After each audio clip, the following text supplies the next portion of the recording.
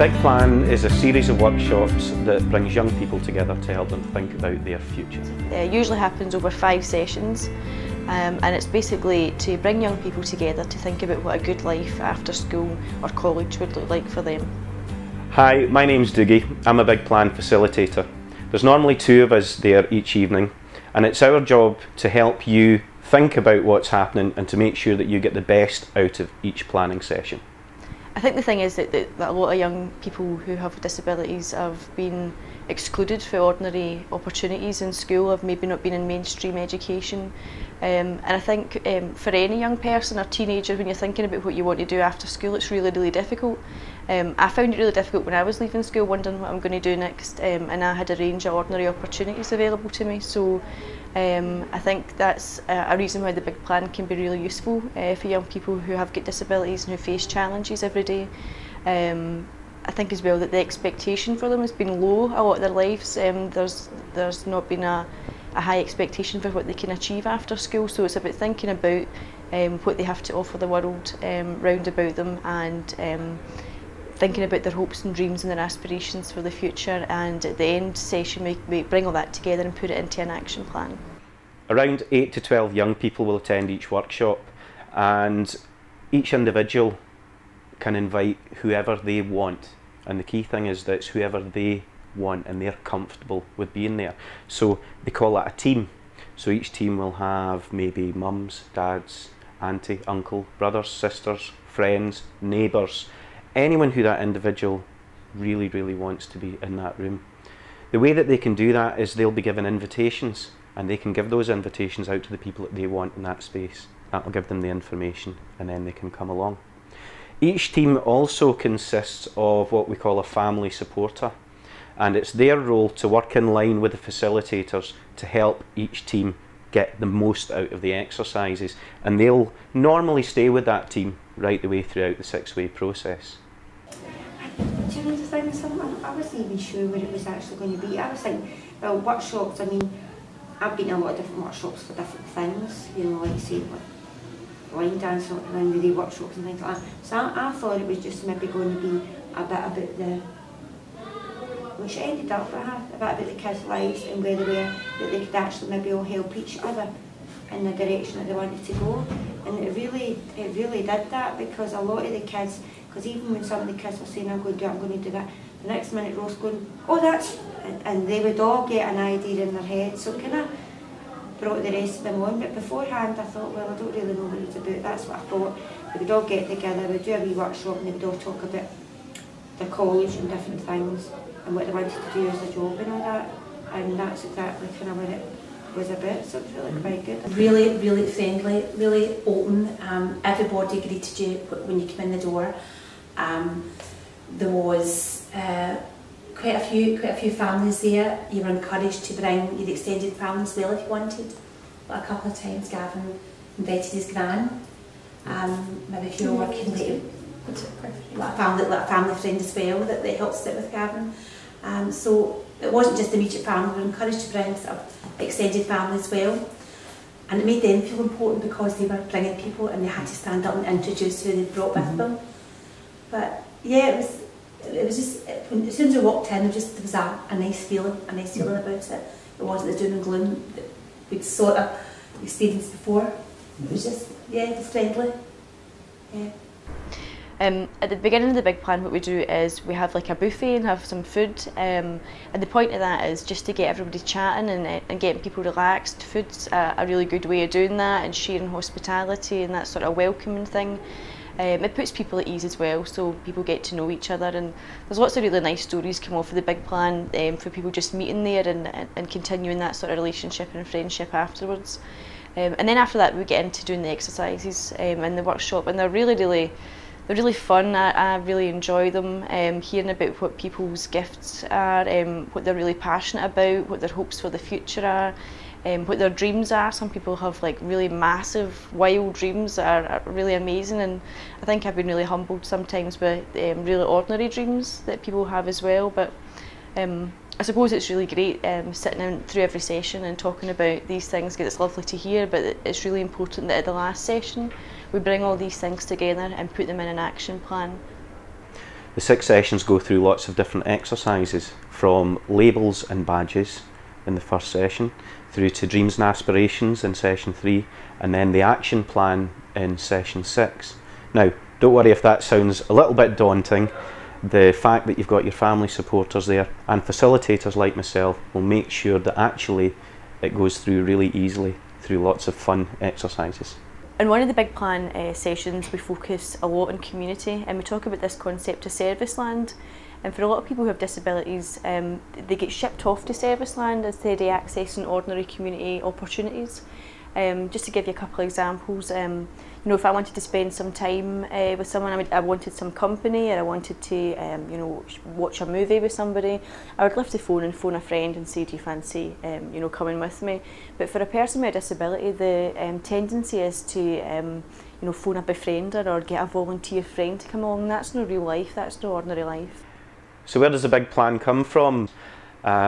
Steve Coulson and Heather Simmons had gone to see a presentation that Connie was running, and liked the concept and decided that they would take on board the ideas but adapt it to work over here in Scotland. So they put together the idea of the Big Plan.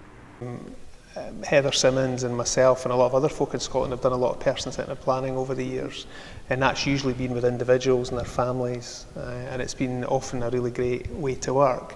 And then I think it was about 2003, Heather and I were both attending a conference that Scottish Human Services organised, and a woman called Connie Lyle O'Brien was over, and she gave a presentation about a project that was called Pathfinders in New York City. And in that project, she'd been working with young people in the kind of transition from high school to adult life, and had been working with them using bringing groups of families together to plan for the future at the same time. And we both at the same time, separately, were sitting in different parts of the hall, thought, that's brilliant, that sounds really exciting. And we also thought, oh gosh, that sounds terrifying. How would you actually lead a group like that? What would it be like? How would it manage? Would it be unruly? How would you cope? But we both thought it sounded a wonderful idea.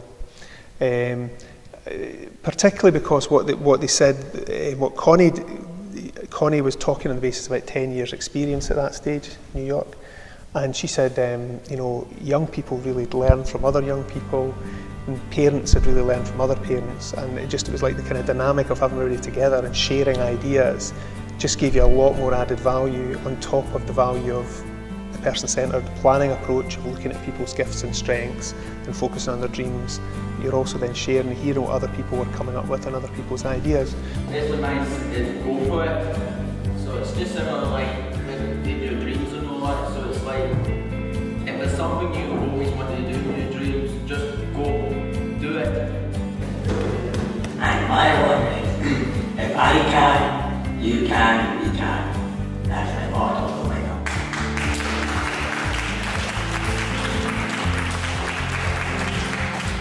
Some of the sessions can be quite emotional for people. I mean, I think the thing we have to remember is that people in a sort of open room with people they might not know that well are sharing really intimate personal things. But I think the thing from that is that people get a lot of support and encouragement for other people in the room, and especially families as well. The feedback that I've got is that you know, families can sometimes feel quite isolated, and hearing that, you know, another young person and their mum and dad, or you know, their brothers and sisters are feeling the same ways that, as them, is something that can be really encouraging for families as well. One of the things that always seems to come up is that, you know, parents have come up to me and said, I never knew that about my son or daughter, or I never knew that's what they wanted to do, and I never knew that's what their hopes for the future were. So that's a really nice thing as well. But I think one thing is that I've always been really inspired by some of the stuff that the young people have come out and said, and what they've done and what they've put in their action plans, and some of the stuff that they've had in their dreams as well. I suppose in a way it can be quite difficult for parents to hear that, you know, their son or daughter who has all these challenges to face every day wants a house and wants a husband and wants kids and wants the dogs and just the ordinary life that any of us want as well. So I can understand that. Love him was the driving lessons. He wants to learn to drive, so we came to sort of a little compromise with him that he's got the what's it called? the theory tests on his computer, which he's working at, and he's got his handbook, his little sort of handbook that he's working at, and we've sort of agreed with him that shortly, when he's getting quite a high percentage right, we will apply for his provisional licence, and it's just something for him to aim to. Again, we would never ever have considered Gavin the possibility of him being able to even think about driving. But speaking to the other young people, they thought, no, he could do that. That's something, if he really wants to do it, that's something that he can try. And it's just a matter of finding an instructor that's got a lot of patience. But as we found out, there is people out there that work particularly with children, sort of young people, I should say, with special needs to learn to drive. And again, that's another dream that Gav can follow. To be honest, I was pleasantly surprised. I think as well because when we were kind of talked about, let's say, people's dreams, and you were hearing other people, what we found is that other people in the group says, oh, I could help you with that. We could help other ones with different. So it wasn't just about, like say, you going there talking about your dreams and you've got to go. People were going, well, I know somebody can do this for you. And then you were saying, well, I know somebody can do that for you. And so you get, there's people there willing to help you. You get your thing, some of your dreams. I didn't expect to get as much out of it, but it was really good. We were saying we want to take Ross's, want to go to a concert, we want to take him to a concert, and that woman gave us the tickets for the concert. Because she knew somebody working a ticket office, she said, oh, I can get the tickets for this group, and she got us the tickets. And everybody came up with information. There was a guy there, and he was from this place, music thing. He came up at the end and says to Ross, what would you like to do, and that, and he told us about this certain place that you go to, and you can book in, and what they do is it's like kind of open mic, and it's over at Paisley, and you go in and they make up a band and they go everywhere and play in the band. For some people it can be the first time that with their friends and family around them that they've thought about answering the question, what would you like to do in the future? What are your dreams? To give an example, there was a young man who had been asked, think about your future. What would you like to be in the future? Don't worry about, I can't do this and I can't do the other. What would you like to be? And he said, oh, I'd like to join the army. And immediately there was that concern of that maybe can't happen. But one of the really nice things about using person-centred planning is that we're able to, I use this phrase, tease out the golden threads, if you like. So look at that picture of joining the army and try and find out what's lying behind that. And the fact is, when we spent some time talking to the young man, and his family had spoken to him and his friends had spoken to him, what he was really looking for was that sense of camaraderie and travel, and the opportunity to possibly learn other languages, all things that he knew that you could do if you joined the army, but not things that you would necessarily need to join the army for. Another example might be, and this is quite a well-known example, but it was a young man who had been asked, what would you like to do with your future? And he had said that he wanted to be an airline pilot. And I think the reality was that wasn't ever going to happen, but by teasing out these golden threads, they were able to find out that when he went to the airport on holidays, he just loved the atmosphere. He really enjoyed the atmosphere. He liked the buzz, he liked seeing people in their uniforms and how smartly dressed they were, and in particular he seemed to enjoy the baggage carousels. So with a bit of thinking and spending time visiting the airport, because people had worked out, he really enjoyed that. He got himself a work placement, working in the baggage carousels with the baggage handlers, and then within time I understand that he gained employment, he joined that team. So really, really positive results for people who are, saying things that might sound a bit frightening to begin with.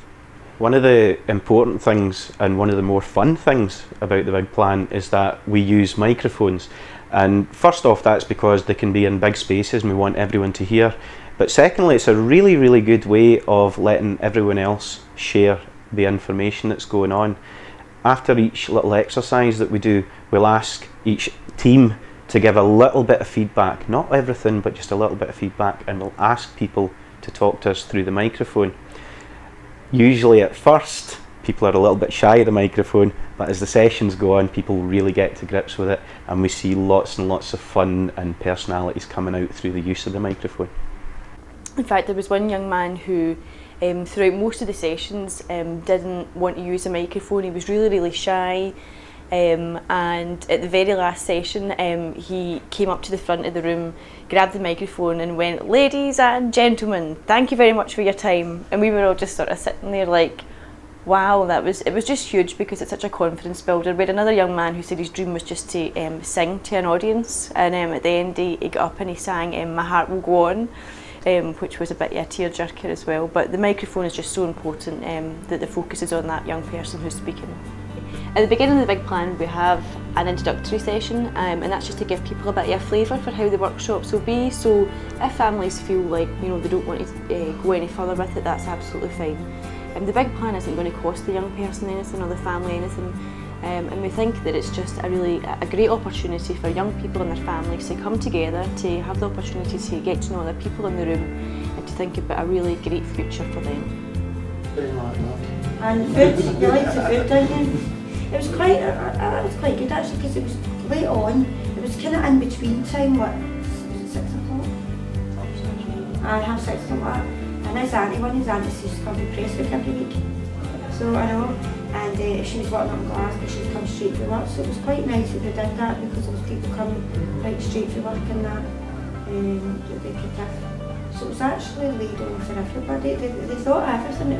It's well thought. It's well planned. It's well organised.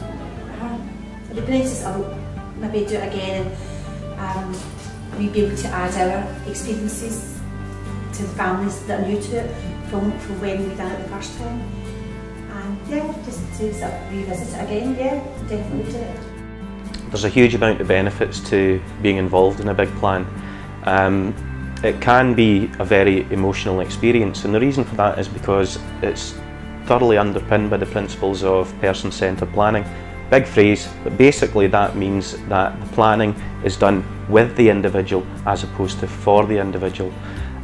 Quite often for those young people or individuals, it can be the first time that they've had the opportunity to think about or voice where they want to be going with their lives. So it can be a little bit of an emotional journey, but always very positive.